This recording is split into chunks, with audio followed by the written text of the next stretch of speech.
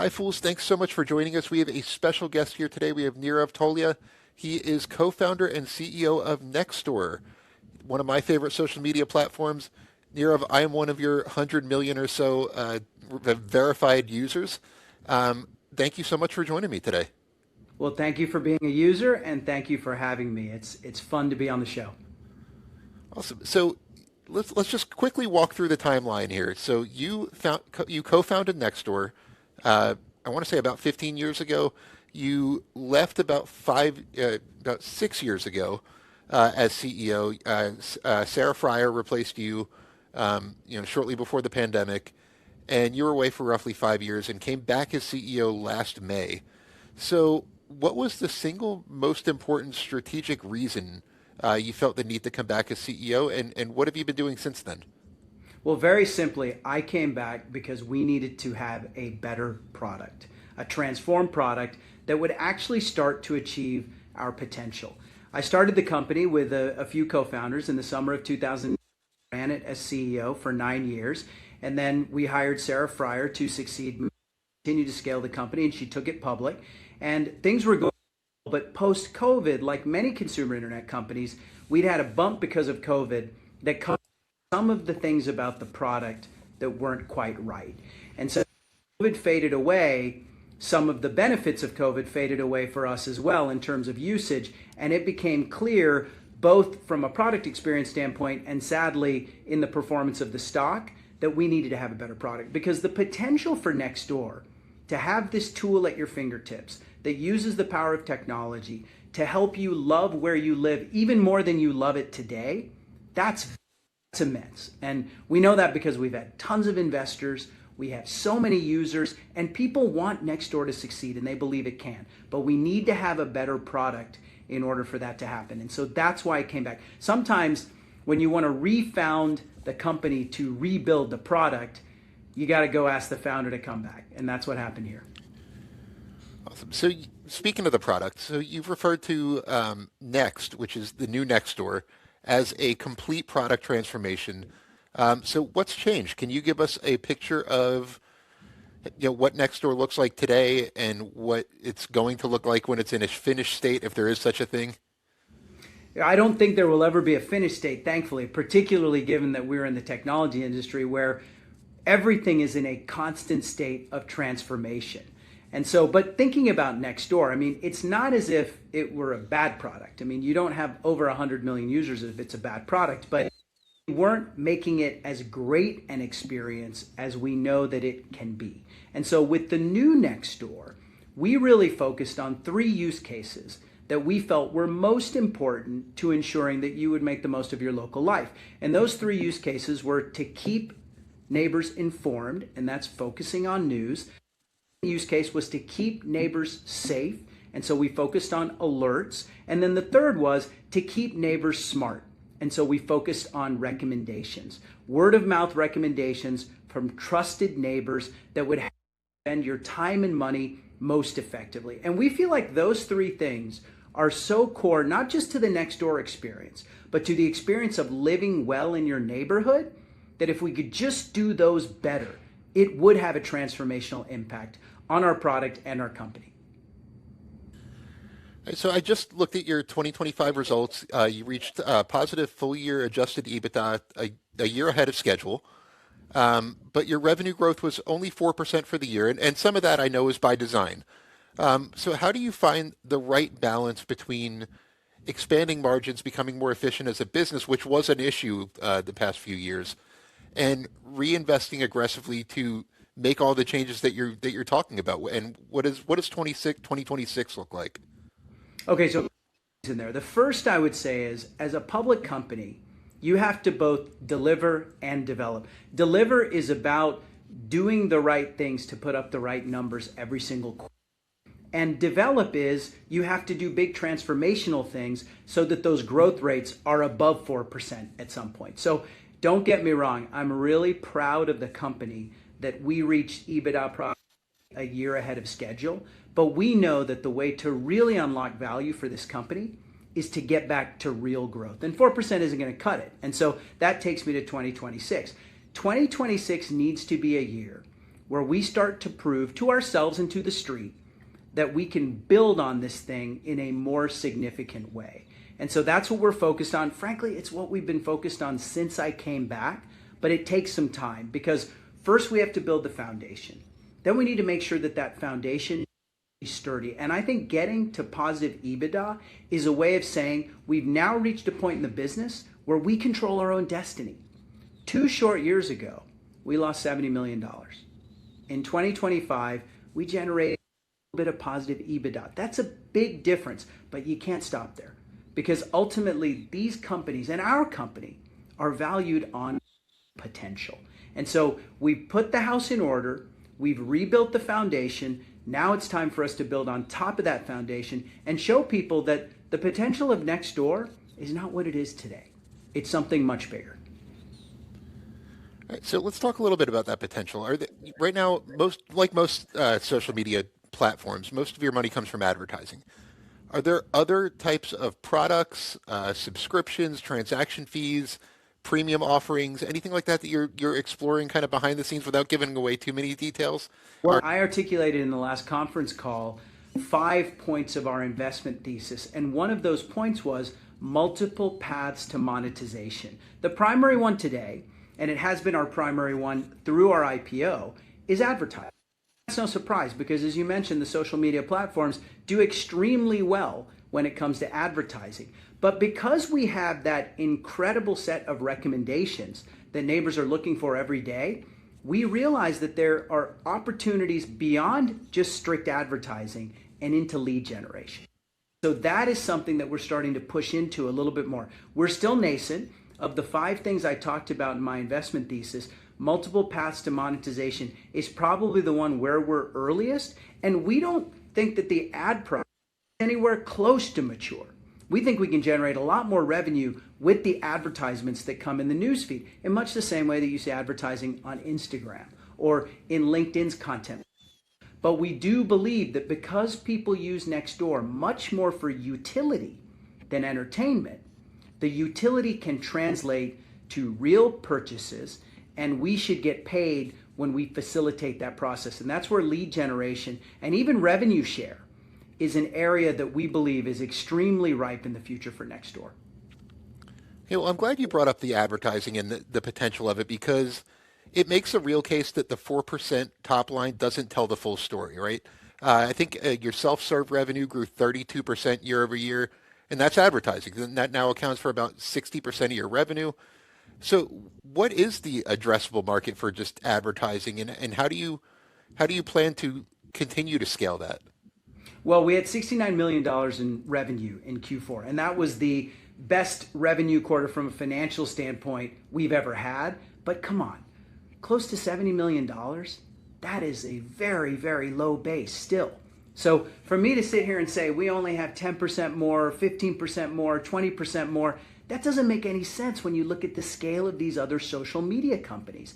And we provide an opportunity for local small businesses to reach their customers on a geo basis. They can target directly into neighborhoods. We know the ad opportunity is much, much, much bigger, particularly as we start to use AI and other technology to make self-serve, as you mentioned, something that is very easy to use and very performant as well. So I would say, we're just getting started, and to say we're already at the ceiling, I mean, the numbers just aren't big enough. Let's add another 0, and then we can start talking about the fact that where else are we going to find advertising dollars? But if you take a step back and you think about the size of the market that we're going after, it's local commerce.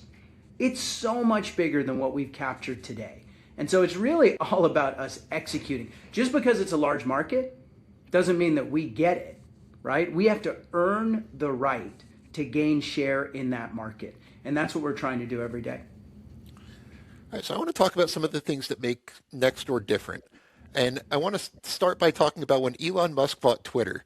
And I'm sure you've heard this about when he made the offer, then they looked and half the accounts were fake, and they were going back and forth about how many were bots and how many were real people. That's something Nextdoor doesn't have to worry about. So you've often cited that you have 105 million verified neighbors, and and that's your core differentiating asset between you and other social media platforms. Can you walk investors through why that's such an advantage and why it would be difficult for someone else to do?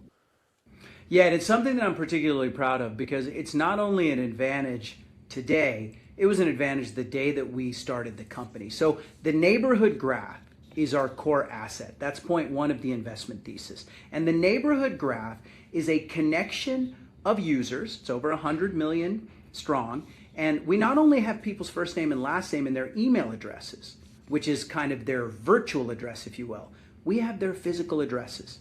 And because it's a graph system, meaning we understand the relationships between those addresses, we can start to cluster users into neighborhoods. And that's what makes Nextdoor special. Most social networks require you to build a graph of users for the social network to know what kind of content to provide to you. On Nextdoor, all we need to know is where you live. And because we built the neighborhood graph, we show you the right content based on that one address. And we can show you content from you don't even know because they have addresses that are in that same neighborhood. Now, it's important to note that when we started the company in the summer of 2010, what we heard from a lot of our early users was they wanted to know that the people they were talking to were their actual neighbors. But they couldn't vet that themselves because at that point in time, there was a Pew Institute report that said 30% of Americans could not name a single neighbor by name. So if you don't know your neighbors, how do you know that the names that you see are your actual neighbors? That actually put the onus on us. We needed to verify that when people came, they provided their addresses. We could say, yep, that is one of your neighbors who lives in the neighborhood. Now, in the summer of 2010, when we started this process, you can imagine many investors and many people on the outside were very skeptical because that adds friction. Verification of identity is friction. Even if you do light verification, it adds friction. And so many times when we're building internet services, we're told, make things as easy as possible. Remove any obstacles or barriers for users to get things done. But we said this one thing is worth the friction. We think the juice is worth the squeeze. Yes, you have to verify your identity, you have to verify that you live in the neighborhood, but that then creates an environment of trust. It's an environment where you know you're talking to people who actually live around you. Fast forward now almost 16 years. It'll be 16 years since we started the company this summer. We are rapidly entering the AI age. And I'm one of those who, while I love technology, I believe that the AI revolution is bigger than anything I've seen. And I've been in this industry for several decades. One of the things that will happen, however, is that most of the things we do virtually, in my opinion, will be done by machines. They're just better at it than humans are. And so there is a world coming, 1 year or 5 years from now, where most of the interactions we have online, the way we think of online interactions today, they may be with agents. They may be robots. You know, you hear the expression, the robot army. There will be machines talking to us as much as we talk to humans today. To have an asset then, like Nextdoor, where we know that there are no bots. It's a private network to begin with, but secondarily, you can't create an account as a robot. You have to be a real human, and then we verify that you live where you say that you live. To have that asset, it's not that we planned it this way. We were way than we are good, but we'll take it, and we believe that the relevance, verified neighborhood graph in the future will only go up. And so, you know, when I came back, I'll just say briefly, I had been away from the company, as you mentioned, for over 5 years, and I had been an investor. And the years before I came back, I'd primarily been looking at AI companies, as most investors have been. And one of my fears when I came back to Nextdoor was, we started the company in the summer of 2010. Are we contemporary enough to compete in a world where AI is dominant? And I was concerned about that. And so we've tried to adopt as much AI internally as possible. And I believe, even though we're not AI native, we were not with AI like the companies today that are born with AI, we've adopted AI fluency as a mandatory skill inside Nextdoor. But beyond that, the fact that we have a real neighborhood graph, which means real people, verified addresses, and connections to the physical world, I believe that will be a tremendous asset, not just today, but in the years to come. So I'm going to jump around to my question order real quick because you just mentioned the AI potential. So I want to jump to something about that. So I have to ask about Eric Jackson, a hedge fund manager who recently put an extensive thesis out on Nextdoor where he called you the most overlooked agentic AI stock in the market. So I don't expect you to comment on things like his price targets for your stock or anything like that. If you did, you'd be the first CEO who ever agreed to do that for me. But he did have make some really interesting points about what the platform could do with agentic AI technology. Just for example, if I need a plumber, it could instantly tell me a plumber that's available in my area and connect the two of us.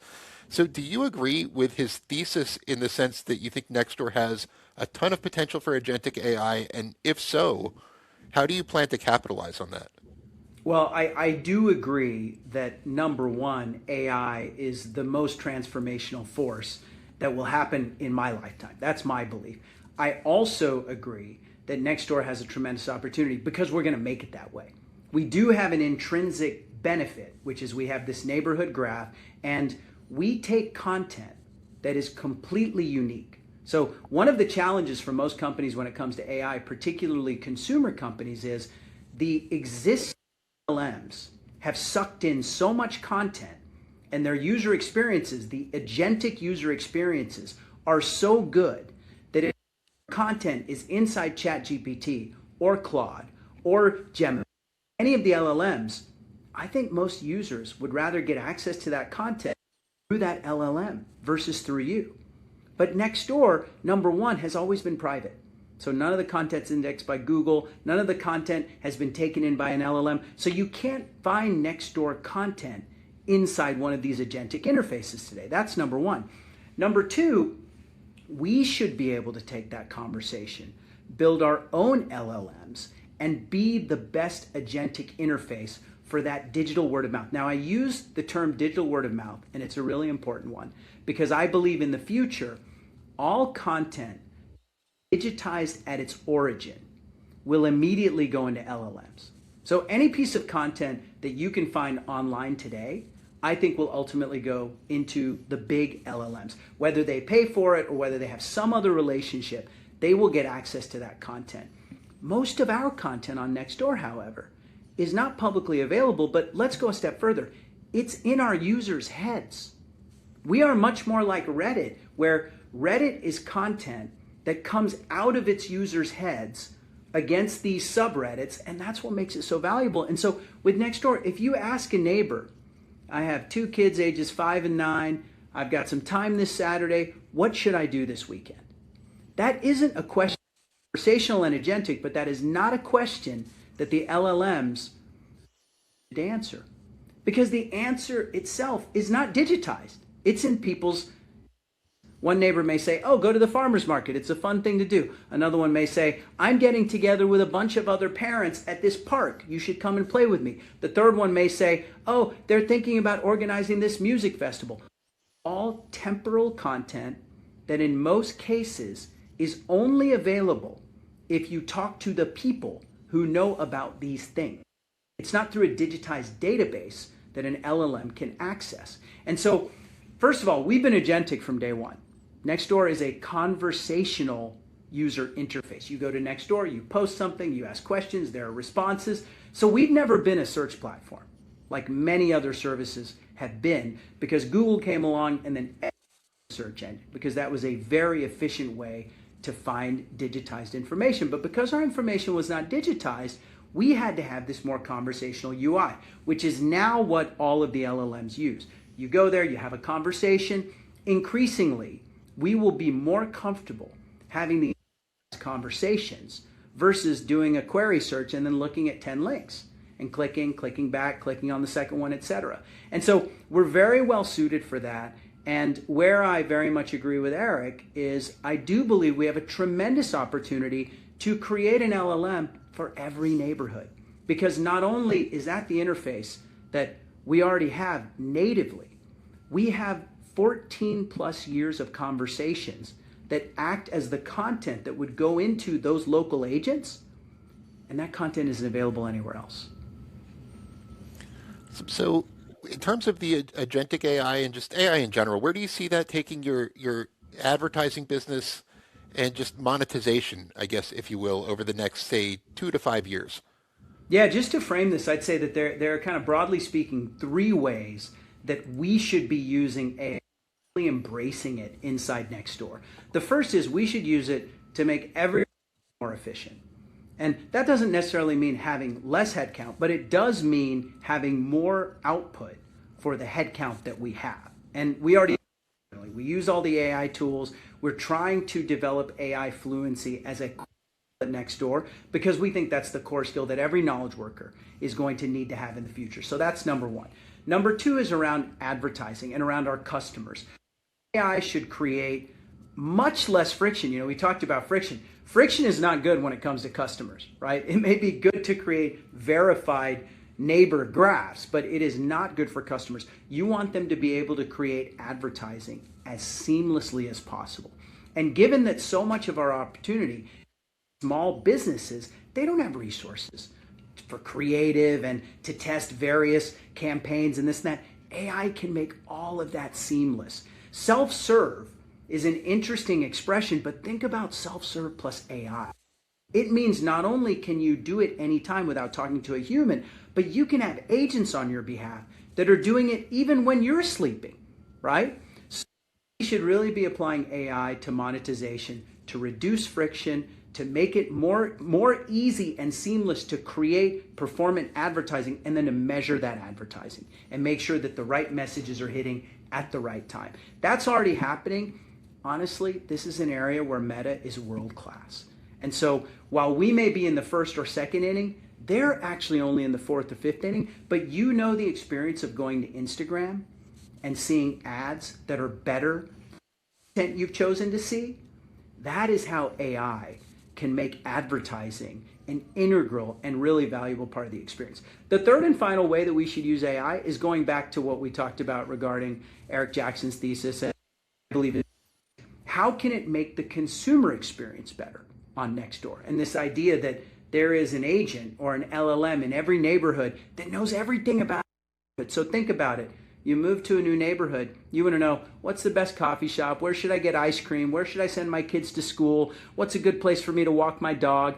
All of that information exists in the minds of your neighbors, and there's probably been a conversation about that at some point on Nextdoor. And so to unlock that, we can do something that's extremely unique, and I think Reddit can do this as well, but we can take user-generated content, which is that digitized local word of mouth, and combine it with the power of AI to make it higher fidelity, to summarize it, to make it higher quality and more accessible in general. And that's an opportunity that I'm very excited about. I don't think that the agents themselves on Nextdoor will be creating their own content, but they will be taking the content created by our verified neighbors and making that more accessible.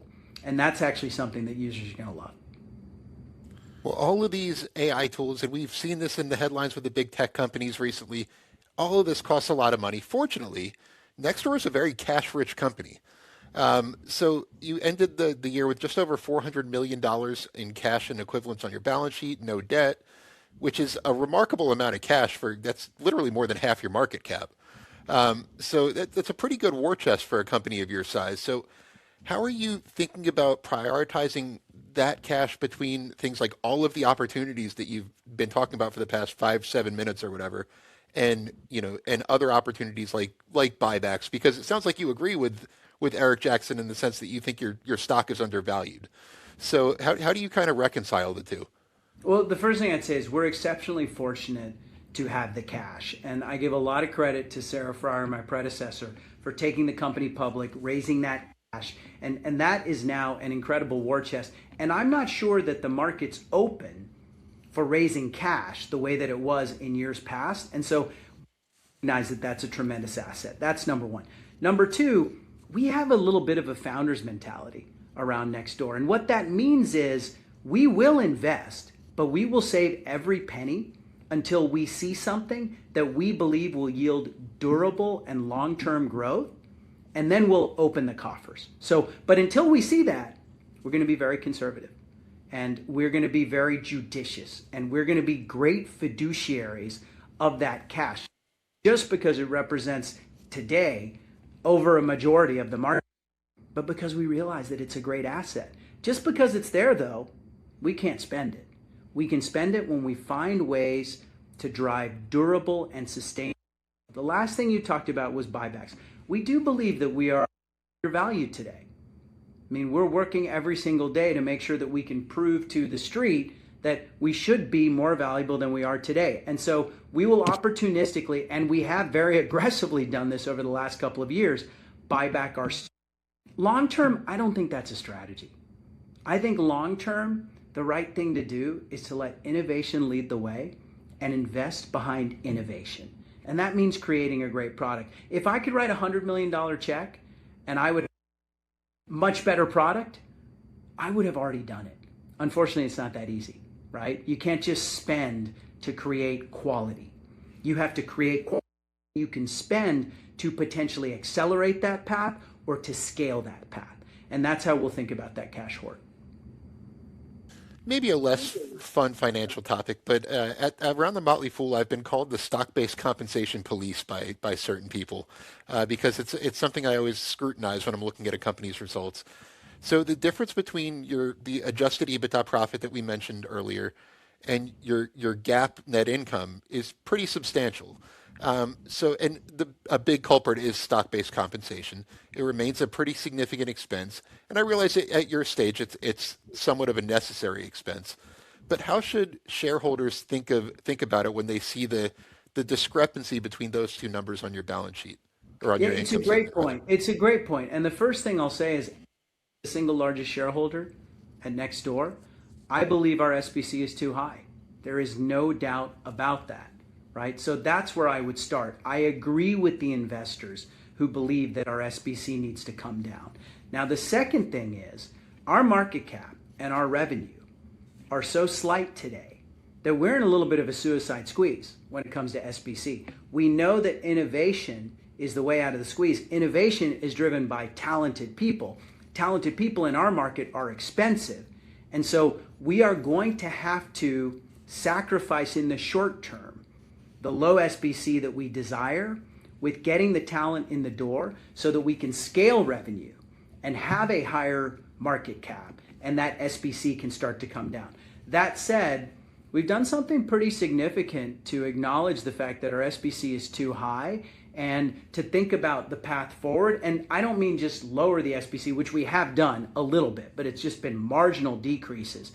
The big thing we've done is half of my compensation is based on performance stock units. So PSUs instead of PSUs.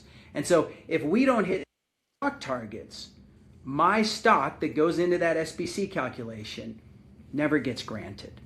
It started with me when I came back in May of 2024, and we've now started to roll that out to the entire management team, where some large percentage of people's compensation is tied to performance. I'm used to this because I've started 3 companies, and you don't start with restricted stock units, you start with options. And the options have a strike price. And so the options are worthless unless you actually increment the value of the company. We think of the PSUs, the performance stock units, the same way. And while I agree with the assertion that our SBC is too high, this is a way to start to right size it as we acknowledge the fact that we need to grow revenue and we need to grow our market cap. And then that starts to become a virtuous circle that'll bring that SBC down. Sure. And I mean, a simple way to say that is $50 million is a lesser percentage of a $2 billion market cap than it is of where you are now. And so some of the ways you're going to get there is to obviously grow your active user base. We've mentioned a few times on this call 105 million verified users. You have roughly 1/5 of those are active users on a weekly basis, and that number declined 5% over the past year, which again, somewhat by design. And you've said specifically that this is going to continue to fluctuate at least in the near term, as you're prioritizing. I think the quote was quality over volume. So at what point do you expect that to stabilize and ideally start going up again? Okay, so let me start by saying stabilize this year, and it needs to go up this year. There's no doubt about it. The only way to deliver the growth numbers that we need to deliver is growing our weekly active users. That said, the 5% you're talking about is year over year. It was wildly down quarter over quarter, but it has been in decline in the last few quarters because, as you said, we've made the conscious decision empty calories, we want all protein. What I mean by that is there are users that we are bringing to the platform by over notifying them or by increasing the prominence of content that ultimately cannot be monetized or isn't high value long term for the platform. And so it's interesting to note that while the weekly active users were marginally down quarter over quarter, the revenue was up, right? So how do you reconcile those two things, right? It's because not all users are equal, right? There are users who come to the service and they immediately bounce. You're not monetizing them, right? So you can bring many more of those users to the platform by sending more email notifications or more mobile notifications, and then I can feel really good about my WAU number, but it translates to revenue. Ultimately, what we need is growing WOW and growing revenue.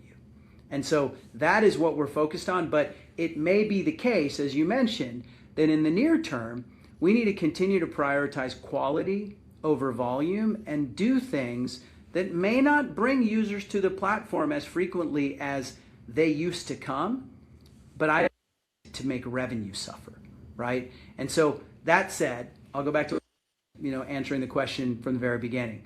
We know this year weekly active users needs, and it will. It will. We're just in the phase today where we are looking really hard to ensure that the user growth we have is durable and high quality. Okay, and I just have one more big question, and feel free to take this in any direction you want to. So let's say 5 years from now, 2031, if Nextdoor executes perfectly over the next 5 years, what does the company look like? How big is the user base? What does the revenue mix look like? And what role does Nextdoor play in my daily life at that point? Yeah, I'd say very simple. Not particularly on a 5-year time frame. We are not looking for incremental returns. Everything you just talked about, whether it's our user base, our revenue, market cap, our influence in people's daily lives, we need that to be order of magnitude greater than it is today. And so, what does that look like? I mean, it doesn't make sense to start to think about that because 5 years is a long time. But it does make sense to set a really high bar and to know that the swings we're taking have the potential to radically increase the value of the company versus we're looking to take the stock from where it is today to up 10%. That's not actually interesting. That's not a reason for me to come back to the company. And it's not a reason for all the smart people who put their hearts and souls every single day into making the company successful. It's not a reason for them to be involved. It's not a reason for investors to invest. The investors to invest and the employees want to work because we believe this thing can be much bigger than it is today. And certainly on a 5-year time horizon, that has to be true.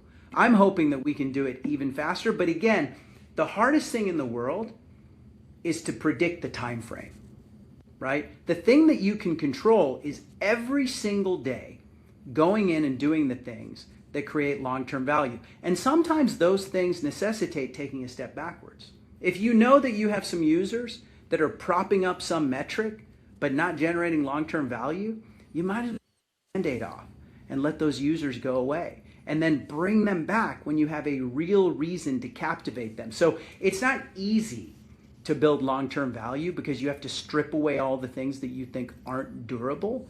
But that's what we're here to do. And we're patient enough. And again, we're urgent, we're anxious, but we are patient about long-term value. And that is the thing we're trying to build. And that's why we're willing to take the step back. It's not because we think it's okay for WOW to go down. We don't think it's okay. But we think it's okay to bring things back to a place where the is solid and then build on top of that foundation. Excellent. So I'm going to give you the last word. Anything that we didn't cover today that you might want to bring up? Anything you want investors to know about Nextdoor that we didn't cover? I'll tell you the thing that's been most exciting to me in the last, call it 3 to 6 months. I've been pretty deep on AI, and I've read a number of things that prognosticate as to the future of AI, and I've become convinced personally that this is a real future, the one extreme where you talk about the robot armies and you talk about a completely different way of life than today. That is the future that I envision. And I ask myself every single day, in that future, how relevant is Nextdoor? And the thing that I'm most excited about is I do believe the world will be a better place when we can automate away a lot of the menial things that we do, particularly the virtual things we do that are menial. I think the world will be a much better place. Have an army of agents who can do that on your behalf. But I think we will also place much higher value on real world experiences and the terrestrial world in general and true interactions with real humans. I think the value of those things will go up, both of those things, using agents to make our lives more efficient and more effective and connecting with humans. And in that world, I think Nextdoor has such an incredible opportunity because you can use AI to make your life more efficient. You talked about how Eric Jackson said in the future, you should find a plumber the same way that you have a meal delivered with Uber Eats.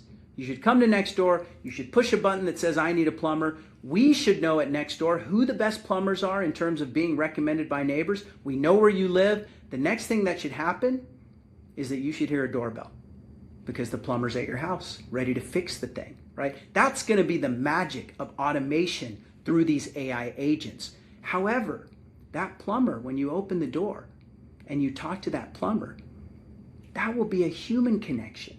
And at that point, you'll say, oh, my neighbor over there recommended you. I saw that on Nextdoor. And that will be a genuine connection. And so our ability to play in both of those worlds makes me exceptionally excited because I think many, many, many companies will have to reinvent or they're going to be left behind. We just need to go further and faster in increasing the value proposition, both on the AI side and on the human side. And I think we can. Awesome. Well, Nirav, thank you so much for joining us today. I learned a lot. I've been a fan of the company. I've been a shareholder since you've been public. So thanks for joining us today.